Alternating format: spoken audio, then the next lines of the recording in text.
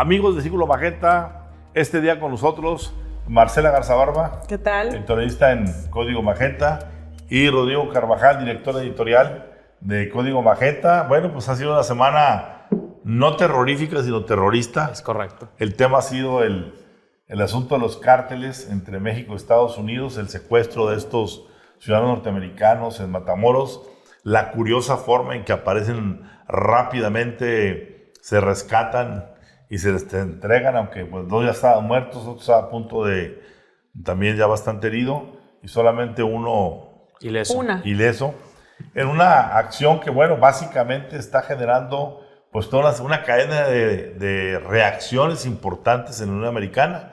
Creo que esta exigencia que se venía haciendo ya hace no meses, sino algunos años, de parte de gobernadores, fiscales, legisladores, de decretar a los cárteles mexicanos como grupos terroristas para que eso pudiera permitir a autoridades norteamericanas entrar al territorio mexicano a combatir a esos grupos terroristas, pues se hiciera viable. Había mucha discusión en el pasado. Creo que hoy se está yendo todo ya más hacia el lado de decir, háganlo ya. Ya no son solamente republicanos, ya empieza a haber demócratas, tanto que pues, el presidente Joe Biden tuvo que salir con su vocera a decir, tranquilos, vamos a agotar las últimas instancias. Así es. Vamos a tratar de que entre la ley Kingpin. Exacto. Vamos a hacer que entren una serie de instancias antes de entrar al asunto de que sean grupos terroristas. Uh-huh. Sin embargo, pues yo creo que al presidente López Obrador le vino un sacudimiento importante de toda esta reacción de los legisladores, porque la mayoría subieron a redes sociales sus posicionamientos. Es correcto. En los medios de comunicación se volvió a poner número uno en Washington el tema México, fentanilo, cárteles, etc. Uh-huh. Y bueno, pues esto está generando un nuevo spin que, Rodrigo, ¿qué punto de vista tiene al respecto? A ver, con todas proporciones guardadas, este es el caso Kiki Camarena del sexenio Andrés Manuel López Obrador. ¿En qué sentido? En que está cambiando la perspectiva que la clase política estadounidense tiene de México en el tema de seguridad. Uh-huh. A ver, vamos a entender lo que significa la iniciativa de declaración de guerra a los cárteles, porque así le puso Don Crenshaw, este congresista republicano, uh-huh, quien junto a Michael Waltz, este congresista también republicano de Florida, están poniendo sobre la mesa y están cabildeando para que esto avance. Y los hechos de esta última semana, pues bueno, están convirtiendo esa iniciativa en el centro de la discusión en Capitol Hill. Que es el que está diciendo, ayúdanos a ayudarlo. Es el que está diciendo, ayúdenos a ayudarlo y escuche, uh-huh, presidente Andrés Manuel López Obrador. A ver, esta iniciativa fue patrocinada por un exdirector de Asuntos Internacionales de la DEA, Derek Maltz, y es una iniciativa que parte del ala más radical del Partido Republicano. Parte de un documento de trabajo del Center for Renewing America. ¿Qué es el Center for Renewing America? Es un mini think tank asociado al Comité de Acción Política del presidente Donald Trump. Y lo componen gente de la administración, que estuvo en la administración de Donald Trump, como Mark Meadows. Mark Meadows es el director de este think tank. Y son quienes dicen, si llegamos al poder en 2024... este es el blueprint, este es el libro de trabajo que se va a llevar a cabo. En materia de seguridad, la iniciativa de Crenshaw y la iniciativa de Maltz es el punto más importante. Pero después del asunto de Matamoros, ya no es solo una iniciativa que forma parte del plan de trabajo del ala radical del Partido Republicano. Esto ya llegó al establishment. Ya llegó una declaración de Marco Rubio, ya llegó una declaración de Lindsey Graham y ya incluso gente muy crítica del Partido Demócrata, como Bob Menéndez, que es el presidente del Comité de Relaciones Internacionales en el Senado, pues ya está discutiendo con sus pares republicanos qué hacemos con México, porque esa es la gran pregunta. Y hay una diferencia de fondo en este momento entre lo que quiere hacer el Partido Republicano y lo que quiere hacer el Partido Demócrata. El Partido Demócrata dice, la ley Kingpin es suficiente, pero el Partido Republicano dice, es que ya no es nada más las redes financieras. Ya nosotros tenemos que entender a los cárteles de la droga como una organización como Hezbollah, como una organización de contrainsurgencia. Y contrainsurgencia es la palabra clave de lo que va a suceder en los próximos meses con estos días en el Capitol Hill, de qué se va a hacer respecto a México. A ver, Rodrigo, antes de que tome la palabra, Marcela, para que tengan ustedes idea de qué estamos hablando, yo hice una investigación. Estamos hablando de que en los 20 años de las guerras contra el terrorismo en Afganistán y en Irak, ¿cuántas personas crees que murieron? Norteamericanos. 2.455. Así es. ¿Cuántos heridos hubo en esos 20 años de guerra norteamericanos? 20,000 y pico. Es decir, entre heridos y muertos no llegan en 20 años. Así es. A 25,000. ¿Sí? Así es. No llegan al número de homicidios dolosos de un año en México. Bueno, deja tú eso. Son, en 20 años, apenas la cuarta parte de lo que el fentanilo mata en Estados Unidos en un año. Sí. ¿Qué significa esto? Significa que hay que dimensionar lo que el gobierno americano, lo que la ciudadanía norteamericana, lo que las familias norteamericanas están viendo. A ver, no es lo mismo estar llorando a alguien que fue y dio su vida en una guerra contra el terrorismo en Afganistán o en Irak, ¿sí? Y decir, fue una era de guerra mi hijo y agarró un fusil y lo que fuera, contra mi hijo murió por ingerir una pastilla que sin control vino desde México. Por supuesto que también la autoridad americana tiene una responsabilidad, pero al final del día son 100,000 familias cada año, las que están llorando a sus hijos que se fueron. La pregunta es, ¿cómo le va a responder Joe Biden y a su misma vez López Obrador a esa situación? Yo creo que aquí es un problema, como dicen en Estados Unidos, it comes both ways. O sea, es de los dos, porque Estados Unidos también tiene gran parte de la culpa, ¿verdad? ¿Por qué? Porque pues ahí también está el mercado, la distribución, etcétera.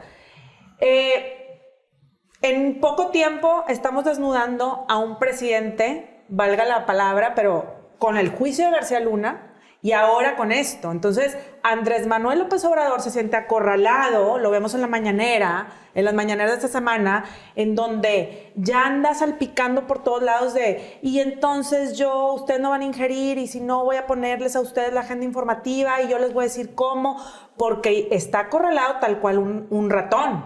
Entonces, aquí la cuestión que a mí más me preocupa y me ocupa es de que los que estamos en medio somos los ciudadanos. Ahora le pasaron a unos estadounidenses y movieron cielo, mar y tierra desde allá, pero todos los días le pasa esto a los mexicanos, y cuántos no sabemos porque los desaparecen y porque no digan nada. Yo me pregunto, si le hubiera pasado a los mexicanos esta situación, ¿hubiéramos sabido?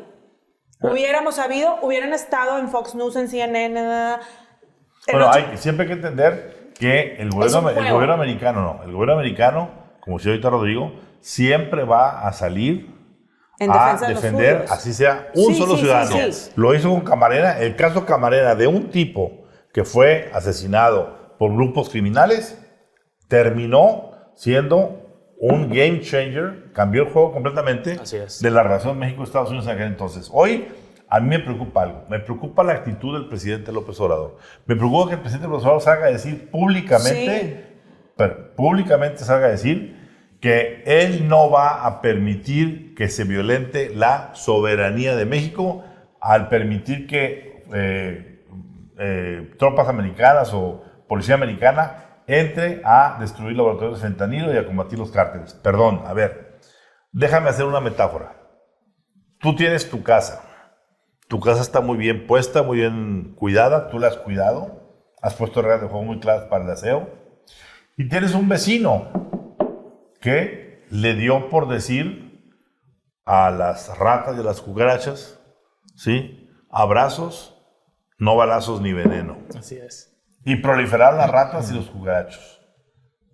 Hasta ahí, mientras el vecino sea el afectado, está bien.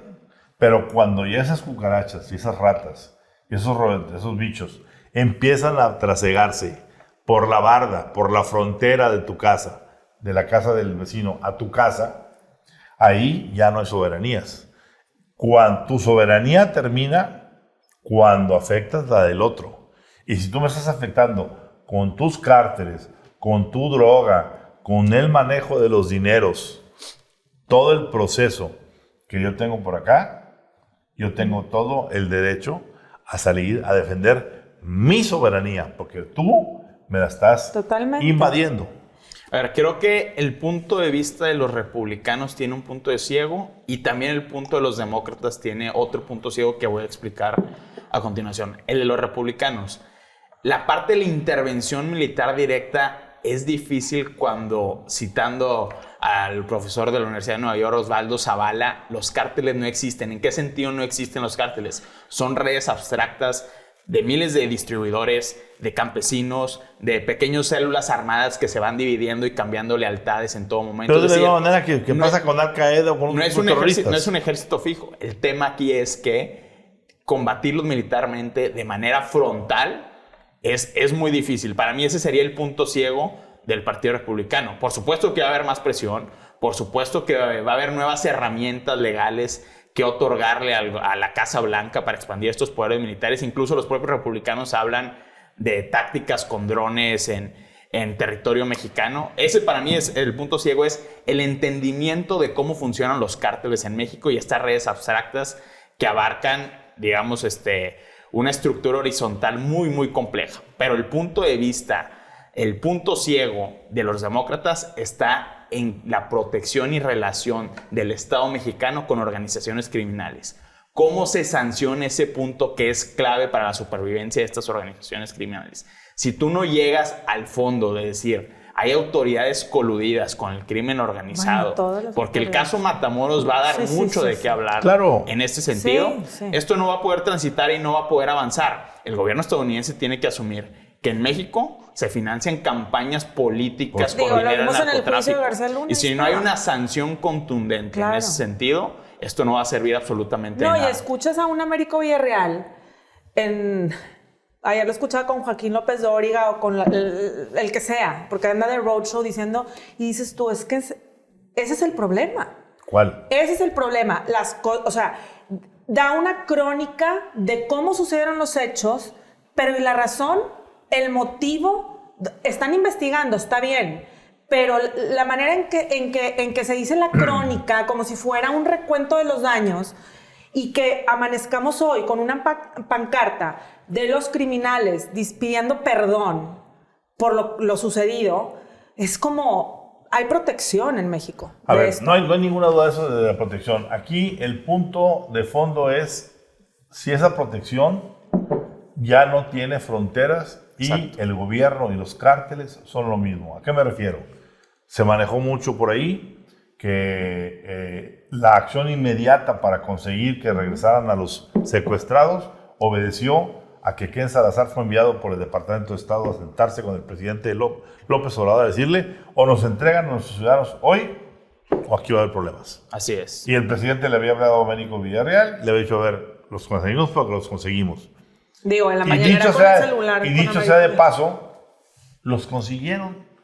Aquí sí, haya sido como haya sido. Lo que sugiere Ramón, que hay una comunicación abierta y constante entre el gobierno de lo que y decía las Marcela ahorita, criminales. que si hay alguna cuestión de alguna vinculación, no.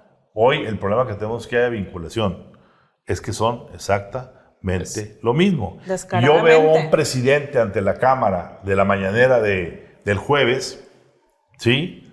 Defendiendo a los cárteles, no defendiendo el Estado de Derecho, no diciendo, señores Ayúdenme. De Estados Unidos, estoy dispuesto a agarrar la ayuda, sentémonos y vamos a hacer un plan serio, porque esto ya se convirtió en un cáncer para ambos países. ¿Sí? ¿Cuántos procesos en la Fiscalía General de la República de Alejandro Gertz Manero hay para resolver temas de colusión de gobierno y crimen organizado? No existe eso en la prioridad de la oficina de Gertz Manero en este momento. Y peor aún, lo hemos dicho aquí, Rodrigo, Marcela, aquí lo dijimos.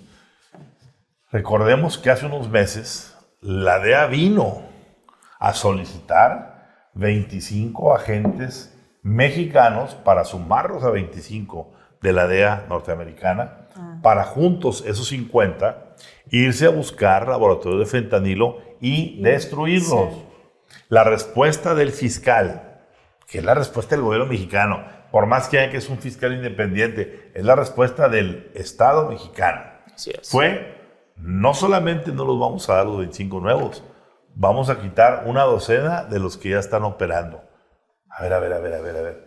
¿Cómo? Yo te vengo a proponer que vayamos al combate conjuntamente de un problema de ambos. Así es. Y tú me respondes diciendo, no solamente no te voy a dar los que me pides, te voy a quitar de los que ya hay. Eso habla muy mal del gobierno. Bueno, y seguramente eso, Ramón, fue también motivo de la discusión que hubo la reunión del miércoles en la noche de Alejandro Gertz Manero con una de las principales asesoras de seguridad nacional de la Casa Blanca de la administración de Joe Biden, porque viajó a México con esa tesitura. Dijo, a ver, tenemos que sentar a la mesa el gobierno de Andrés Manuel López Obrador a leerle la cartilla. Yo creo que eso es lo que está sucediendo en este momento con la relación bilateral.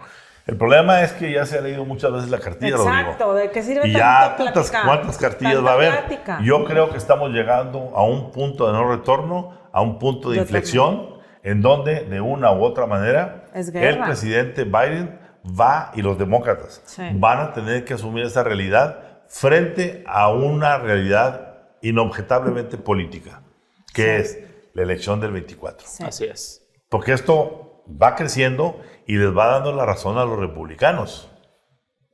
¿Sí? Y repito, hoy hay cientos de miles de familias que están diciendo, ¿por qué no hacemos nada contra esto? A ver, los republicanos repiten mucho la escena de cuando el ejército mexicano intenta detener a Ovidio Guzmán. Eso se repite una y otra vez como la prueba de que hay colusión entre el crimen y autoridades. Y ya que Ovidio Guzmán diga que no es él también. Sí, claro. O sea, a ver, aquí lo que dicen ellos fue, en la más reciente captura de Ovidio Guzmán, ¿por qué el ejército se retiró después? ¿Por qué el ejército no se quedó a combatir a estas células de insurgencia? Es el reclamo que hacen los republicanos. Dicen, ellos solo fueron por Ovidio Guzmán para intentar, como decimos acá en el norte, taparle el ojo al macho. Claro. Pero la realidad es que esas células siguen operando activamente en Sinaloa. Y ese es el centro de donde se produce la gran red de fentanilo que llega a los Estados Unidos. Así es. Bueno, y todo esto pasa a la par. No recuerdo el nombre de la mamá que ahorita se para a hablar de decir, perdí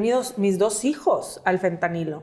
Y lo hicieron todo un showcase toda esta semana en Estados Unidos y pasó justo al mismo tiempo que pasa esto en México. Entonces, eso lo hizo más bola de nieve. Sea una cuestión espontánea, natural, o sea un montaje, me tienes sin cuidado, la narrativa que se está creando en torno a lo que es México como trampolín de la droga, sobre todo como trampolín de los precursores que vienen de China. No olvidemos, parte del discurso republicano también pasa por el hecho de que dicen que China está utilizando a México como ese trampolín para envenenar a sus jóvenes en beneficio de China.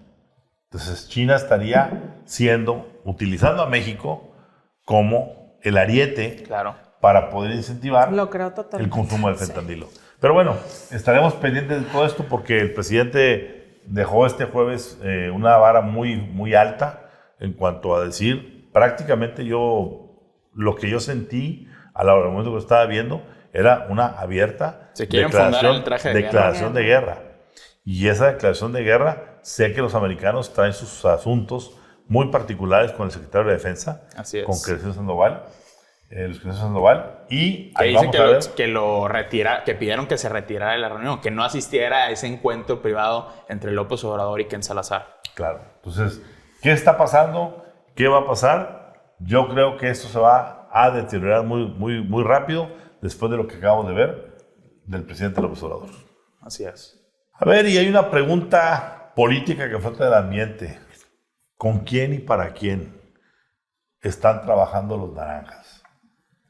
¿Con quién y para quién está trabajando Dante Delgado? ¿Con quién y para quién está trabajando Samuel García? ¿Con quién y para quién está trabajando Luis Donaldo Colosio? ¿Con quién y para quién está trabajando Enrique Alfaro? A ver, hay un galimatías político muy serio dentro de Movimiento Ciudadano. Así es. Primero, porque Dante Delgado anunció que prácticamente se retiraban de los comicios de Estado de México y Coahuila. Es decir, correcto, no ponían candidatos. Los candidatos que supuestamente iban a estar presentes dijo mamá que siempre no. ¿Y eso cómo fue interpretado? Pues de dos formas. Hay quien dice, bueno, le están engordando el caldo a Morena. ¿Por qué? Porque una gente, por ejemplo, en el Estado de México, como Juan Cepeda, quien había obtenido casi el 18% de la votación, la elección de la gubernatura pasada. La pasada con Del Mazo, pues hombre, no era un mal candidato empezar con 18%. Y sobre todo, Ramón, porque el área de influencia de Juan Cepeda está en el oriente del Estado de México, que es donde opera ahora el grupo Texcoco de la maestra Delfina. Bueno, entonces se decía, ese grupo va a hacer MC, que votos de Morena se vengan a MC, se debilite Morena y la alianza PRI-PAN-PRD suba. De pronto Dante retira a ese candidato. Yo tengo mi percepción personal. Yo sé que ya la alianza estaba coqueteando muy fuertemente con Juan Cepeda. Así es. Para llevárselo con ellos. Y yo creo que prefirió Dante pasar por la vergüenza de decir me retiro. Dar un golpe sobre la mesa. Me lo robaron. Así es. ¿Sí? Y de una vez metió del paquete a Coahuila. Tú nos podrás decir mejor. Nada más para cerrarlo de Estado de México, ya había reportes de que gente de Juan Cepeda ya estaba operando abiertamente para Alejandra del Moral. Y bueno, y en Coahuila es un poco diferente la realidad porque Movimiento Ciudadano no ha terminado de cuajar en las preferencias electorales. No es como en el Estado de México que se están dejando entre 15 y 20 puntos sobre la mesa. En el caso de Movimiento Ciudadano en Coahuila, sí es un voto que compite con el del PRI y el PAN y el alcalde Manolo Jiménez contra el de los candidatos de Morena, PT y Verde, que en esta ocasión en Coahuila van completamente fragmentados la coalición oficialista.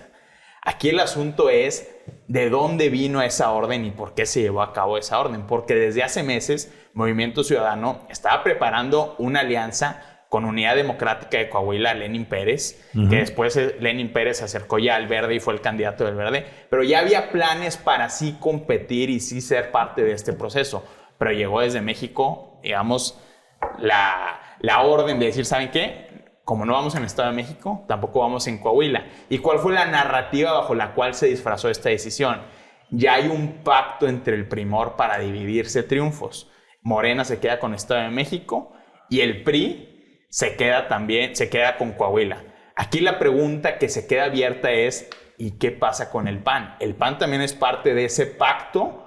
¿O el PAN se queda abierta la puerta para una futura colaboración de MC y el PAN como sucedió en 2018? Que, por cierto, Dante Delgado fue el artífice de esa alianza.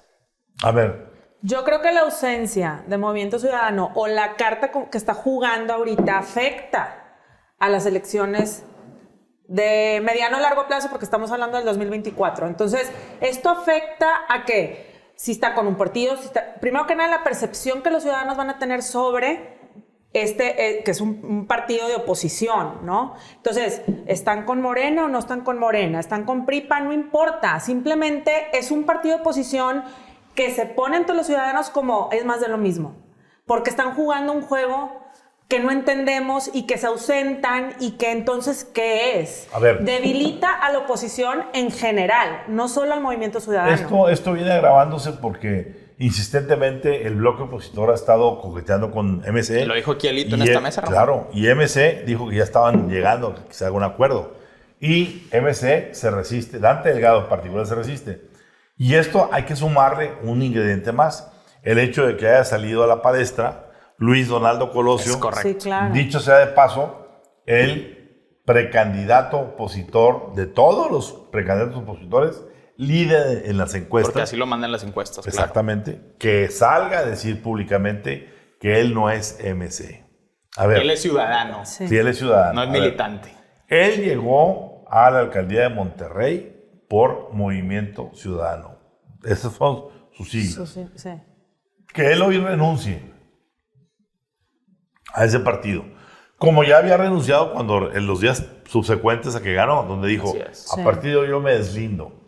¿De dónde viene esa ingratitud de Luis Donaldo Colosio hacia MC? Y hacia Dante Delgado. Y hacia Dante Delgado. Porque por más malo que lo veas, Dante Delgado y MC le prestaron a Colosio las alas para volar. Sí. Y hoy Colosio paga con ingratitud. ¿Quién está tentando a Colosio? Lo está tentando el bloque opositor que le está diciendo te queremos para lanzarte a ti y contigo ganar, o lo está tentando Morena. Pues a ver, en esta ocasión ya hay señales públicas de la gente de la alianza invitando a Colosio, públicamente ya. Pero recordemos, Ramón, que en la elección anterior también hubo señales públicas de Morena para invitarlo. Sí, pero en los a ver, Colosio fue visto reiteradas veces haciendo antesalas en Palacio Nacional. Es correcto. Sí. Tuvo diálogos, se dice que hasta con el presidente, pero pasando por varios personajes del gabinete de López Obrador. Ahora bien, no nos olvidemos que hay un expediente abierto. Justamente. El expediente de la reapertura del caso Colosio. Que fue primicia aquí de Código Magenta. Que fue primicia de Código Magenta, que lo dijimos aquí en mayo del año pasado, que esto se venía.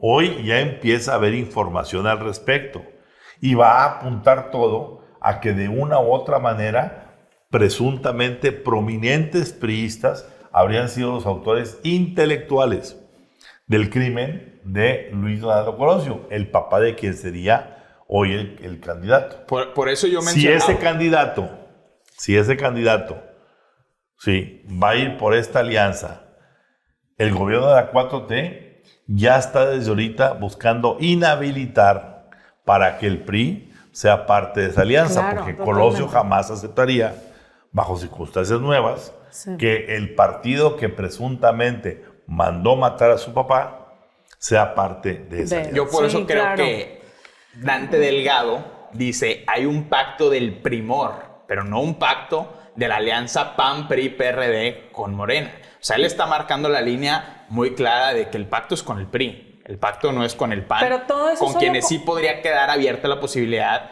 de hacer un frente opositor mucho más amplio encabezado por Luis Donaldo Colosio. Ahí sí el punto es que si el PRI se va para un lado, se queda solo el PAN, Dante podría sí con el PAN hacer ese frente con Colosio. Así es, con Colosio. Pero muy pocos entienden la política así como lo entienden ustedes. O sea, o nosotros en esta mesa. Porque la verdad el ciudadano de a pie no se pone a ver si Dante Delgado hizo y no sé qué, y si Colosio y tal. Entonces, por eso, eso es lo que me preocupa. Que a ojos del ciudadano, la oposición, sea cualquier partido, como lo esté jugando, se está debilitando más aún. Si antes ni siquiera todavía hay una estrategia trazada. No vemos ninguna oposición fuerte ahorita para contrarrestar lo que viene con Morena en el 2024, más que una Norma Piña dentro del poder de la Suprema, del Poder Judicial. O sea, ahora resulta que estos juegos políticos van a debilitar más a la oposición. Y específicamente MC con esta decisión. Y no nos van a llevar a ningún lado como país. O sea... A ver, el juego político, Marcela, así es. Sí, lo sé. Pero ¿cómo se lo pasas al ciudadano? No. Los políticos son egocéntricos, ven para ellos y ven para sus intereses. Totalmente. Entonces, no van a estar diciendo qué piensa la ciudadanía, etcétera. A ver, el juego de la política es el juego de Juan Pirulero. Cada quien atiende su juego. Es correcto. Entonces, número uno. Número dos, a mí la parte que me preocupa de MC es que todo el capital político que Dante Delgado ha construido a lo largo de estos años, en este momento se está debilitando seriamente porque muchas de las personas que siguen y han seguido a Dante Delgado y a MC no se sienten seguros en dónde están parados. No saben si de verdad Dante Delgado controla o no con Colosio, con Samuel y con Alfaro a MC, o si esos tres políticos traen traen una agenda muy particular y traen ya su juego por separado y están jugando a ver quién se queda con MC o qué bloque hacen para qué. Esta decisión de no participar en el Estado de México, Coahuila, pone de relieve las tensiones que hay alrededor de Dante Delgado en el partido Movimiento Ciudadano. Vemos la tensión de Dante Delgado con Juan Cepeda, quien ya estaba operando con Alejandra del Moral, Y Dante da un golpe sobre la mesa y dice, señores, no nos vamos a prestar a eso. Vemos las tensiones de Dante Delgado con Samuel García, donde Dante Delgado es hoy considerado uno de los principales opositores al gobierno de Andrés Manuel López Obrador. Y Samuel García tiene una alianza política que está a la vista de todos con el presidente Andrés Manuel López Obrador. Claro. Lo mismo con Alfaro, que pasó de ser un opositor a ser un silencioso aliado también del presidente Andrés Manuel López Obrador. Y bueno, lo que hemos comentado aquí con Colosio, que Colosio trae su propio juego y trae su propia agenda. Esta es la realidad de Movimiento Ciudadano. 4 grandes grupos donde cada quien cuida sus propias relaciones, sus propios intereses. Juan Pirulero. Pero ¿dónde está la marca Movimiento Ciudadano como un proyecto único, como lo que ellos se asumen que son la tercera vía política de este país? Curioso lo que decías ahorita, que Samuel García se agarra de la mano de López Obrador. Me llama la atención de que el día miércoles hubiese en Palacio Nacional una reunión de todos los directivos de Tesla. Así es. Con el presidente, con Marcelo Ebrard, con la secretaria de Economía. ¿Por qué no invitaron al gobernador? Y no aparece Samuel García. La pregunta es, ¿el dueño del palo y la piñata no fue invitado a la fiesta? Pero días antes, Samuel García, ¿viste lo que dijo de Andrés Manuel López Obrador? Que aburría en la mañanera y no sé qué. Bueno, pues también... Bueno, algo también le ha haber caído mal esa parte. A ver. Samuel, yo creo que en la parte esta, particularmente esta, la ha jugado bien al no enfrentarse abiertamente con el presidente. Pero dicho sea de paso, está claro que el presidente le caló no haber perdido este round, porque a pesar de que él dijo en mañanera reiteradamente durante 4 ocasiones, la planta de Tesla no va a Nuevo León, terminó en Nuevo León. Y no fue por Samuel ni fue por el presidente, fue porque Elon Musk dijo, ese es el lugar, se llame quien se llame, ahí tiene que ser, porque es lo que nos da las condiciones de mano de obra, de cercanía, de todo lo que ya hemos comentado. Dicho eso, el presidente se vio de pronto descobijado, y yo creo que esta reunión que hizo con la gente de Tesla fue únicamente para darle un poquito de maquillaje a decir, ya ven, aquí están nosotros de Tesla, estamos hablando de cómo dar a Nuevo León un mejor lugar para X, Y o Z. Un tema importante también a comentar respecto al Movimiento Ciudadano es que no ha pasado en las encuestas nacionales, al menos las del Financiero, que miden la preferencia electoral bruta por partidos, no ha pasado el 7% nacional. Es decir, ¿realmente es competitivo Movimiento Ciudadano fuera de Jalisco y Nuevo León? ¿O van a requerir de una figura con marca propia como es Luis Donaldo Colosio para poder competir con el tú a tú por Morena y con la Alianza Va por México? Pero está claro que el día de hoy Colosio no es esa figura, Colosio está marcando su raya, Colosio está desmarcándose de MC, Dante Delgado con esa decisión de no juego ahorita en la elección del 23 también está dejando una mala señal, Samuel García con el gobierno fuera del capítulo Tesla que fue bien manejado, sigue embroncado políticamente, y Enrique Alfaro ni se diga con toda la problemática que está viendo Jalisco, ¿verdad? En la universidad, con los cárteles, etcétera, etcétera, etcétera. Aquí repetimos, lo lamentable es que el Movimiento Ciudadano se esté quedando en el camino si Dante no da uno manotazo. Recordemos que ya dio uno, Recordemos que Dante, cuando sentía que algo estaba pasando hace apenas un año, dejó la coordinación del Senado. Y fue por el partido. Y se fue por el partido. Y dejó a otra gente ahí en el Senado. Pero él se fue para dirigir el partido. Hoy lo está dirigiendo. La pregunta es, ¿lo está dirigiendo en función a lo que está consensando o en función a la agenda que le están imponiendo? Y bueno, no cabe duda que cada día nos sorprende muy positivamente la ministra presidenta de la Suprema Corte de Justicia, Norma Piña, quien ha resultado ser toda una rockstar frente a las adversidades, las amenazas planteadas por López Obrador. Primero, al desafiar y ser ella la que entrara a la Corte.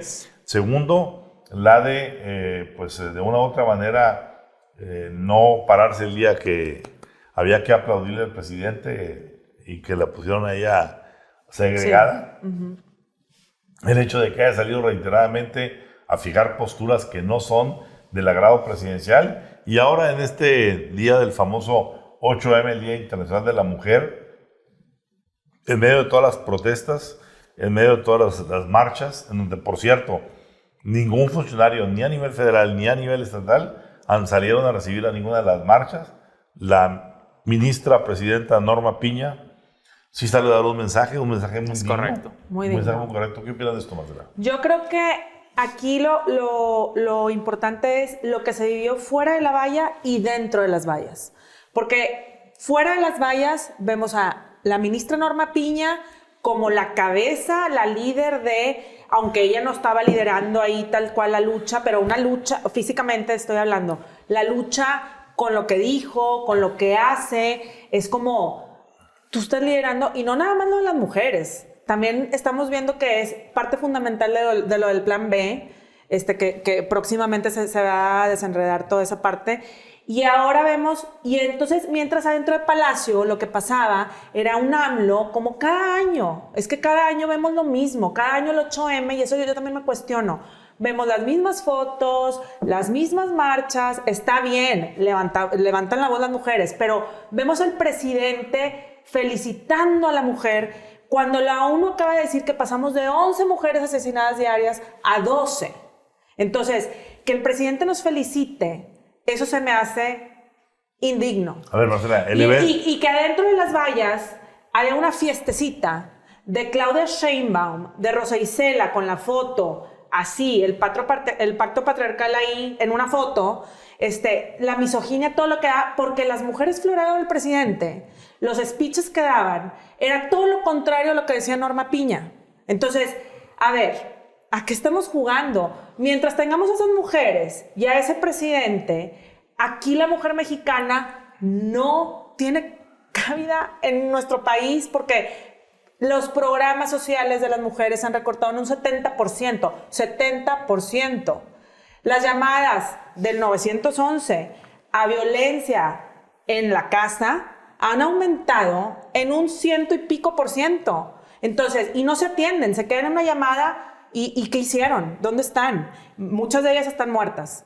Entonces, presidente, no nos felicite. No nos felicite. Mejor póngase a trabajar. Declaraciones tan poco afortunadas como la que le hizo la secretaria de la Mujer en Nuevo León, Graciela Buchanan, a Televisa, donde le dice a Graciela Buchanan que las mujeres no es que desaparezcan, es que se van con los novios. ¿Cómo crees? Como Adelitas. ¿No? A ver, a mí me llama la atención el acto con el que el presidente, dentro del Palacio, eso que tú, dentro de la valla, celebró esto.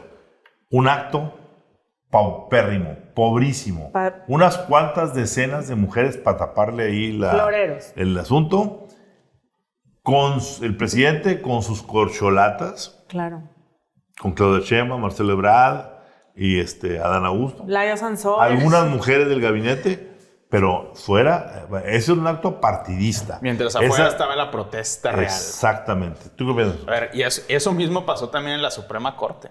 La conmemoración del 8M en la Suprema Corte de Justicia, con el recibimiento, con aplausos que tuvo Norma Piña de sus colegas abogadas, pues eso puso en evidencia la magnitud de liderazgo que tiene Norma Piña, en el que es ahora el contrapeso constitucional más importante que hay en este país. Igual estamos ante la gestación de una candidata. Estamos ante la gestación. Para mis ojos es la oposición. Es que es una líder, es un hecho de que está poniendo la mano sobre la mesa diciendo, a ver, nosotros como Suprema Corte de Justicia vamos a hacer el contrapeso dentro del marco de la ley al gobierno de López Obrador, no oposición, vamos a hacer el contrapeso porque es lo que establece la Constitución.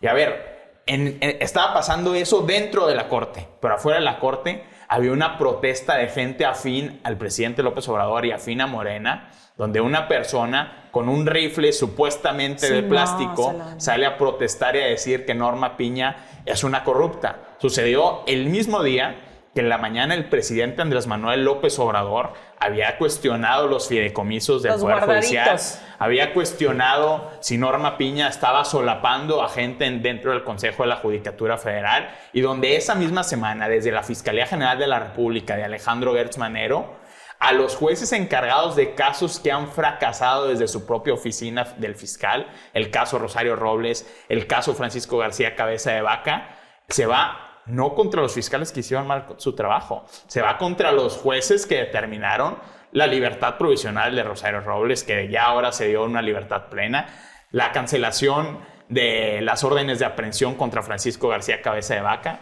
Esa es la respuesta del presidente Andrés Manuel López Obrador y cada vez vemos más impulsos autoritarios en ese sentido, porque no es nada más la intimidación de la Fiscalía, no es nada más la intimidación desde la mañanera contra el Poder Judicial.